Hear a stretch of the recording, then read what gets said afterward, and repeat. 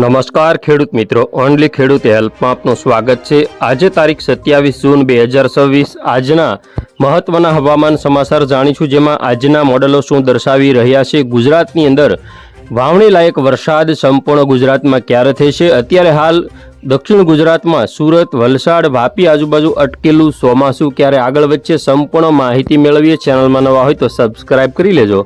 સૌથી પહેલાં વાત કરીએ આગામી સમયની અંદર હજુ પણ 3 થી 4 દિવસની રાહ જોવી પડશે, ત્યાર પછી ગુજરાતની અંદર વરસાદની જે ગતિવિધિ છે તેમાં વધારો થશે। ખાસ કરીને દક્ષિણ ગુજરાતથી અટકેલું ચોમાસું એકાદું 2 દિવસની અંદર હવે આગળ વધવાની તેને પરિબળો મદદ કરશે અને એ પરિબળોના કારણે ચોમાસાની ગતિવિધિ દક્ષિણ ગુજરાત માટે 30 તારીખ 1 જુલાઈ સુધીમાં વરસાદ સારો થશે। ત્યાર પછીની વાત કરીએ આપણે તો સૌરાષ્ટ્રના જે દક્ષિણ સૌરાષ્ટ્ર છે, ભાવનગર, અમરેલી, જૂનાગઢ, ગીર સોમનાથ પંથકની અંદર 1-2 જુલાઈ સુધીમાં સારા વરસાદની સંભાવના છે। બાકીના વિસ્તારોમાં મહત્તમ અંશે 2 જુલાઈથી લઈ 7 જુલાઈ સુધીમાં વરસાદની શક્યતાઓ છે।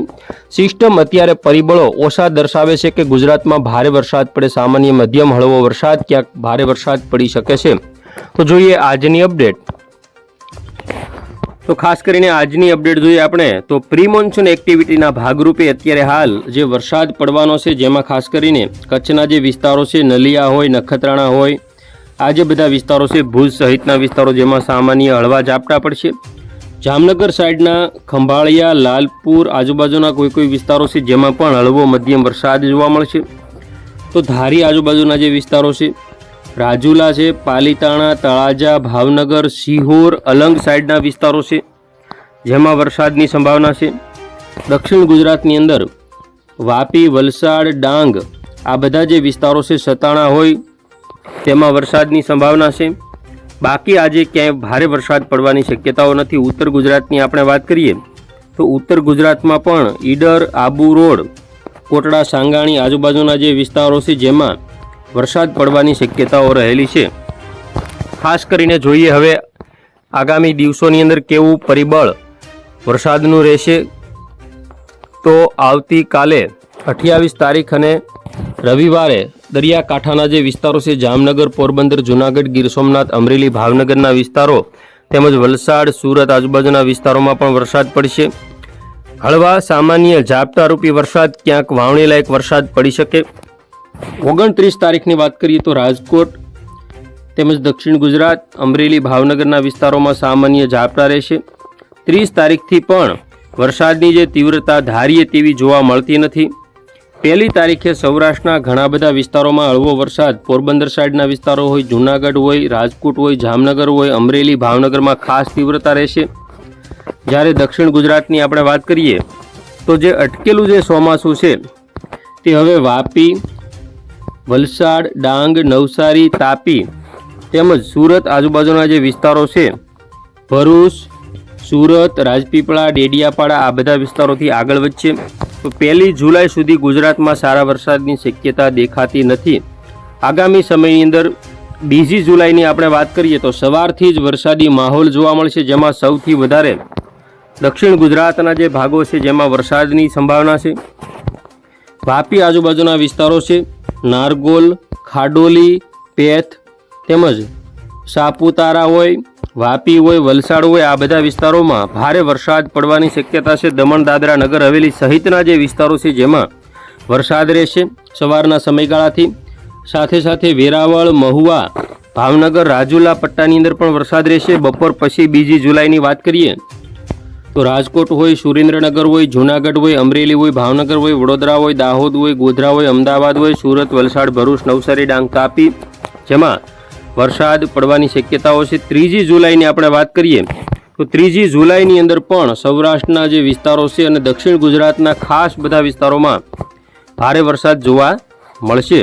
તો આ રીતે ગુજરાતની અંદર હજુ વરસાદની સંભાવના થોડા ઘણા અંશે દેખાઈ રહી છે, જેમાં 4 તારીખે અને 5 તારીખે રાત્રિના સમયગાળા દરમિયાન ઉત્તર ગુજરાતના જે બનાસકાંઠા, મહેસાણા સાઈડના જે વિસ્તારો છે જેમાં વરસાદી માહોલ કલોલ, બાયડ, મોડાસા, ડુંગરપુર, ઈડર, મહેસાણા, બનાસકાંઠા, સાબરકાંઠા, પાલનપુર આ બધા વિસ્તારોમાં જોવા મળી શકે છે। 5 તારીખથી એક્ટિવિટીમાં વધારો થશે, જેમાં મધ્ય ગુજરાતની આપણે વાત કરીએ તો અમદાવાદ હોય, દાહોદ હોય, ગોધરા હોય, બાંસવાડા, ડુંગરપુર, મહેસાણા, સાબરકાંઠા આ બધા જે વિસ્તારો છે જેમાં ડીસા હોય, પાલનપુર હોય, તેમજ ભાભર તાલુકો હોય, વિજાપુર હોય, આ બધા વિસ્તારોમાં સારો વરસાદ રહેશે. દક્ષિણ ગુજરાતમાં ખાસ આ વર્ષે ભરૂચ, ડેડિયાપાડા, રાજપીપળા, સુરત, તાપી, વલસાડ, નવસારી, ડાંગમાં પણ સારા વરસાદની શક્યતા છે.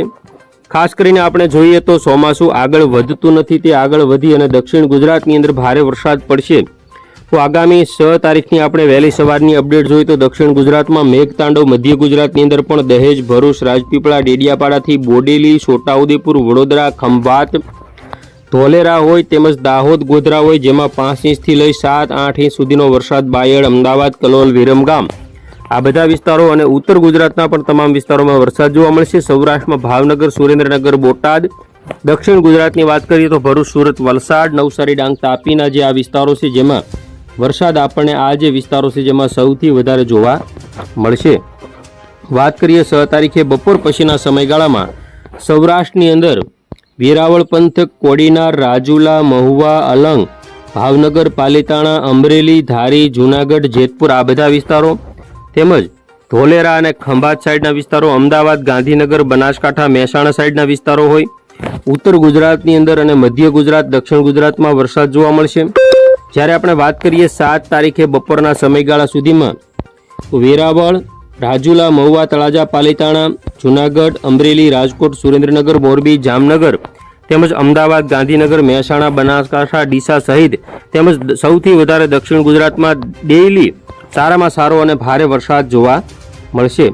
તો હવે આપણે વાત કરીએ 7 તારીખે રાત્રિના સમયગાળા દરમિયાન ઉત્તર ગુજરાતના જે વિસ્તારો છે જેમાં મેઘતાંડવ જેવી સ્થિતિ આપણને જોવા મળશે તે બધા વિસ્તારોની આપણે વિગતે ચર્ચા કરીએ તો રાધનપુર, થરાદ, ડીસા, પાલનપુર, પાટણ, મહેસાણા, ઈડર, કોટડા, સાંગાણી સહિતના વિસ્તારો હોય તો આ જે બધા વિસ્તારો છે જેમાં વરસાદ જોવા મળશે. સુરત સાઈડના વિસ્તારો હોય તેમાં પણ વરસાદ જોવા મળશે. ખાસ કરીને આપણે જોઈએ તો 8 તારીખે સિસ્ટમ ઇન્દોર આજુબાજુ સ્થિત છે, ત્યારે મધ્ય ગુજરાતના જે મોટા ભાગના વિસ્તારો છે જેમાં અમદાવાદ હોય, વડોદરા હોય, દાહોદ હોય, ગોધરા હોય, જેમાં સૌથી વધારે વરસાદની એક્ટિવિટી જોવા મળશે. તો જુલાઈના પહેલા અઠવાડિયામાં ગુજરાતભરની અંદર વરસાદ પડશે, જેમાં 8-9 જુલાઈ સુરેન્દ્રનગર, મોરબી, તેમજ ધ્રાંગધ્રા, વિરમગામ, અમદાવાદ, કલોલ, બાયડ, મહેસાણા, રાપર સહિતના વિસ્તારો કચ્છના હોય, રાધનપુર હોય, પાટણ હોય, પાલનપુર હોય, આ જે બધા વિસ્તારો છે જેમાં સારો વરસાદ પડવાની શક્યતાઓ દેખાઈ રહી છે. ખાસ કરીને રાધનપુર, થરાદ, ડીસા, આબુ રોડ, કોટડા, ઈડર, આ બધા વિસ્તારો છે જેમાં વરસાદ પડવાની શક્યતાઓ છે. તો ખાસ કરીને આપણે જોઈએ 10 તારીખની અપડેટ જેમાં પણ ઉત્તર ગુજરાતની અંદર ભારે વરસાદ પડશે. તો આ રીતે ગુજરાતની અંદર હવે જુલાઈના 10 જુલાઈ સુધીમાં સમગ્ર ગુજરાતમાં વાવણી લાયક વરસાદ થાય. કચ્છના વિસ્તારોમાં પણ મહદઅંશે મોટાભાગના વિસ્તારોમાં સારો વરસાદ જોવા મળશે. વાત કરીએ પવનની ઝડપ કેવી રહે. આજની પવનની ઝડપની વાત કરીએ તો આજે સામાન્યતઃ પવનની ઝડપમાં ઘટાડો જોવા મળશે. 44 કિલોમીટર પ્રતિ કલાક સુધીની કેટલાક વિસ્તારોમાં પવનની ઝડપ રહેશે. બાકીના વિસ્તારોમાં 35 સુધીની પવનની ઝડપ થઈ શકે છે. જોઈએ હવે આગામી 28 તારીખની પવનની ઝડપ તો 28-29 થી પવનની ઝડપમાં વધારો થશે. 30 તારીખે પવનની ઝડપ થોડી વધારે જોવા મળશે, જ્યારે 1-2 જુલાઈની અંદર વરસાદી સિસ્ટમ ઉપર આધારિત રહેશે. જો વરસાદી સિસ્ટમ વધુ મજબૂત બને, લો પ્રેશર ડેવલપ થાય તો પવનની ઝડપમાં ઘટાડો થાય. બાકી 50 થી 55ની પવનની ઝડપ આપણને દેખાઈ રહી છે. અત્યારે હાલ ભેજનું પ્રમાણ પણ જેવું જોઈએ તેવું ડેવલપ ન થવાના કારણે સિસ્ટમ નબળી પુરવાર થઈ રહી છે. તો આગામી 7-8 જુલાઈ સુધી ભારે પવન ફૂંકાવાની પણ શક્યતાઓ મોડલ દર્શાવી રહ્યું છે. તો આ રીતે ગુજરાતની અંદર ખાસ કરીને એક બાજુ વરસાદી સિસ્ટમ તો એક બાજુ પવનની ઝડપ દર્શાવાઈ રહી છે અને એક બાજુ જે 700 SPA અને 850 SPA ઉપર જે ભેજનું પ્રમાણ છે તે પણ ઓછું દર્શાવાઈ રહ્યું છે. તેની વાત કરીએ હવે 850 SPA ઉપર આજનું જે ભેજનું પ્રમાણ છે ધારી આજુબાજુના કેટલાક વિસ્તારો છે જેમાં 80 થી 90% સુધીનું છે. તો ત્યાં સામાન્ય હળવા ઝાપટા આ જે વિસ્તારો છે જેમાં પડવાની શક્યતાઓ છે. જામનગરથી રાજકોટ, જૂનાગઢથી અમરેલી સુધીના કોઈ વિસ્તારો હોય.